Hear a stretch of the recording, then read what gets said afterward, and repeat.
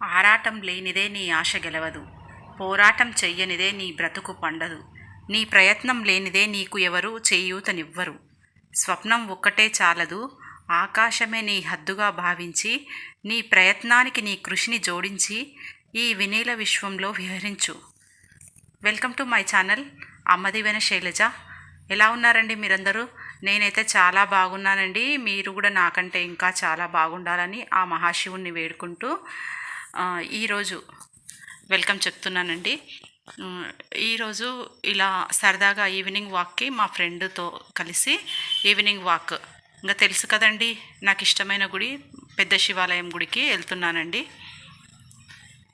ఇలా దారిలో కొన్ని వీడియోలు, నచ్చిన విశేషాలు మాట్లాడుకుంటూ వీడియోలు తీసుకుంటూ వెళ్తున్నాను. చూసేయండి మీరు కూడా. ప్రతి ఇంటి ముందు కూడా చెట్లు ఉన్నాయండి. మీరు కూడా చెట్లు పెంచుకునేటందుకు కృషి చేయండి. చెట్లు పెంచితే మనకు ఆక్సిజన్ రావడమే కాకుండా ఈ ఎండాకాలం ఇంత వేడి ఉండదండి. ప్రతి ఇంట్లో చెట్లు ఉండాలని నేను అనుకుంటానండి. ఏమంటారు మీరు? Please like, share, subscribe my channel Ammadivena Sailaja అండి. ఈరోజు మనకు తెలియని భారతీయ మూలాలు మనకు చాలా ఉన్నాయండి. మన దేశంలో ఏమీ లేదు, మన దగ్గర డబ్బు లేదు, ఇలా అని మన దేశాన్ని మనమే కించపరిచి తక్కువగా చూసి మాట్లాడతామండి అందరం కూడా. అది కాదండి నా ఉద్దేశంలో. మన అటువంటి బంగారు భారతీయం ఇలాంటి దేశంలో పుట్టడం మన అదృష్టమని నేను అనుకుంటాను. మీరేమంటారండి? మనం కృషి చేయందే ఏ దేశమైనా బాగుపడదండి. జపాన్ మన తర్వాత చాలా చితికిపోయిన దేశం. మన తర్వాత స్వాతంత్రం వచ్చిన దేశాలు కూడా బాగా డెవలప్ అయ్యాయండి. మన దేశం ఇంకా వెనుకబాటు తనానికి కావడానికి కారణం ఇంకా మనందరికీ తెలిసిందే. ఎవరు సరిగా పనిచేయరు.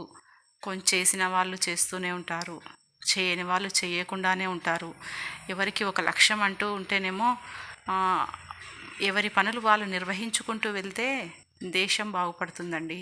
డైరెక్ట్ దేశమే కాదు, ఫస్ట్ నిన్ను నువ్వు బాగు చేసుకొని నువ్వు ఉద్ధరించుకొని పని చేసుకుంటూ వెళ్ళు. నీ ఇల్లు బాగుపడుతుంది, తర్వాత నీ ఊరు బాగుపడుతుంది, తర్వాత నీ దేశం బాగుపడుతుంది. ఇలా అనుకుంటానండి. బసవన్న ఏమన్నారంటే, కాయకమే కైలాసం. దేవుడి గుడి ఎక్కడా లేదు, మన కష్టంలోనే, మన చేసే పనిలోనే దేవుడు ఉన్నాడని బసవ చెప్పాడండి. ఇవన్నీ మనం స్లోగన్స్ని అనుకుంటూ మన కష్టంలోనే మన దేవుని చూసుకోవాలండి. ఇది బండ్లగేరి సర్కిల్ అంటారండి. ఇలా మేము వాకింగ్కి వెళ్తూ కొన్ని తీసానండి. చూడండి బండ్లగేరి, ఇది సింబల్ బండ్లగేరి. పాండురంగ స్వామి గుడి మీదుగా పెద్ద శివాలయానికి వెళ్తున్నాము నేను నా ఫ్రెండ్. భారతీయ మూలాల గురించి చెప్పాను కదండి, అవి ఏంటి అని అనుకుంటున్నారా? మనకు తెలియని ఎంతోమంది శాస్త్రవేత్తలు ఎంతోమంది కృషి చేసి మనకు ఇప్పుడు మనం అనుభవిస్తున్న టెక్నాలజీ ఇవన్నీ ఈజీ లైఫ్ మనం గడుపుతున్న దానికి కారణం మన ఇండియన్స్ పురాతన కాలంలో కనుగొన్న విప్లవాత్మకమైన ఆవిష్కరణలే కారణం. అవేంటిదంటే భారతీయులు కనిపెట్టిన అద్భుత విషయాలు. విప్లవాలకు నాంది భారతీయులు. తమ ఆవిష్కరణల ద్వారా అనేక విప్లవాలకు దారితీశారు. ప్రపంచవ్యాప్తంగా అనేక మంది శాస్త్రవేత్తలు ఎన్నో కనుగొన్నామని చెప్పుకోవడం చదివే ఉంటాం. భారతీయులు కనుక్కున్న వస్తువులు, విశేషాలు మీకోసం నేను సేకరించినవి. ఫస్ట్ వచ్చేసి ఆయుర్వేదం. ఈ శాస్త్రాన్ని మనమే డెవలప్ చేశాము.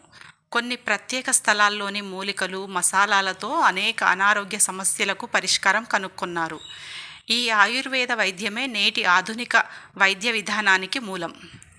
సెకండ్, యోగా. మహాశివుడిని ఆదియోగిగా చెప్తారు. ఆయన ద్వారానే భారత్లో యోగా ప్రాచుర్యం పొందిందని తెలుస్తోంది. మానసిక ఆరోగ్యాన్ని, శారీరక ఆరోగ్యాన్ని మరియు రుగ్మతలను మెరుగుపరచడంలో ఇది మొదటి స్థానం వహిస్తుంది యోగా. ఇది ఈ నెల 24కి యోగా డేగా జరుపుతున్నారు. ఇంకా నెక్స్ట్ వచ్చేసి జీరో అంటే సున్నా లేనిదే ఎన్ని అంకెలు రాసినా కూడా వేస్టే. సంఖ్యలు తయారు కావడానికి జీరోను ఉపయోగించాలి. ఈ జీరో రాస్తేనే వాల్యూ మళ్ళీ వాల్యూ అనుకుని మన అంకెలు రాయకుండా జీరోలు రాసి తర్వాత అంకె రాస్తే అది వ్యర్థమే. ఒక అంకె రాసి దాని పక్కల ఎన్ని జీరోలు పెడితే అంత వాల్యూ పెరుగుతుంది. ఇది కనుక్కున్న మహామనిషి ఆర్యభట్ట. చెస్ దీన్నే చదరంగం అంటారు. ఇది మేధావులు ఆడుకునే ఆట.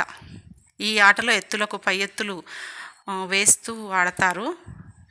లైక్ విశ్వనాథన్ ఆనంద్, హంపి, హరి అని నేను చిన్నప్పుడు పుస్తకాల్లో చదువుకున్నాను, పేపర్లలో కూడా చూశాను. ఇప్పుడేమో హారిక అనుకుంటాను. తర్వాత ఈ చెస్ వచ్చేసి 6వ శతాబ్దం నుండి మన చదరంగం ప్రాచుర్యం పొందుతోంది. ఇది మేధావులు ఆడే ఆట అని మనకు తెలుసు. తర్వాత వైర్లెస్ కమ్యూనికేషన్. తొలిసారి రేడియో తరంగాల ఉనికిని గుర్తించింది మన భారతీయ శాస్త్రవేత్త శ్రీ జగదీష్ చంద్రబోస్ గారు. 1895లో ఈ తరంగాలను ఉపయోగించి ప్రజల సమక్షంలో ప్రదర్శన ఇచ్చారు. ఆ తర్వాత కాలంలో ఇదే డిజిటల్ కమ్యూనికేషన్గా మారడంలో ఇది కూడా ఒక కారణం. తర్వాత వచ్చేసి రూలర్, అదేనండి scale.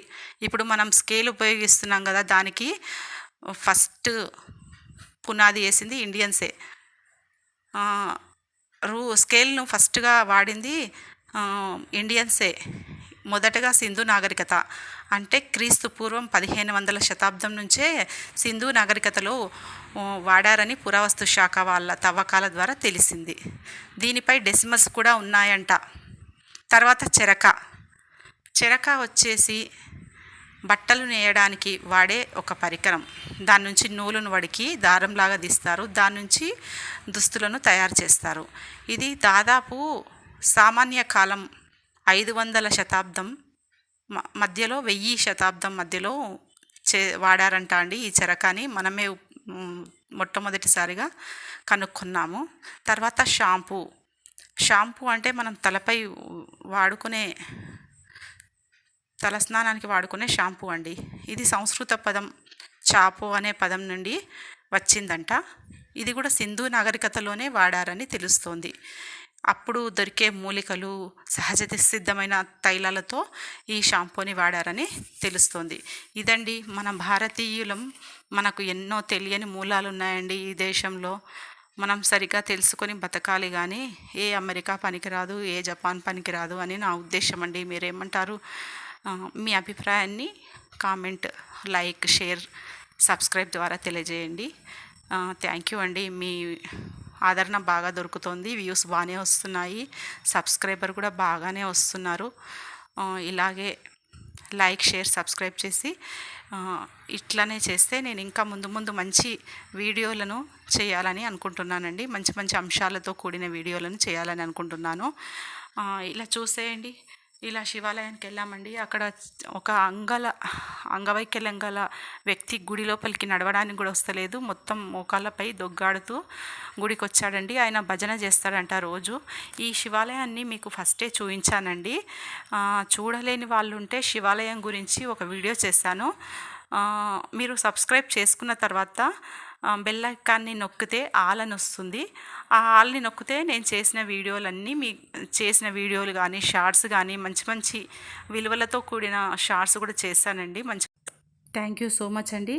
Please like, share, subscribe my channel. Thank you so much.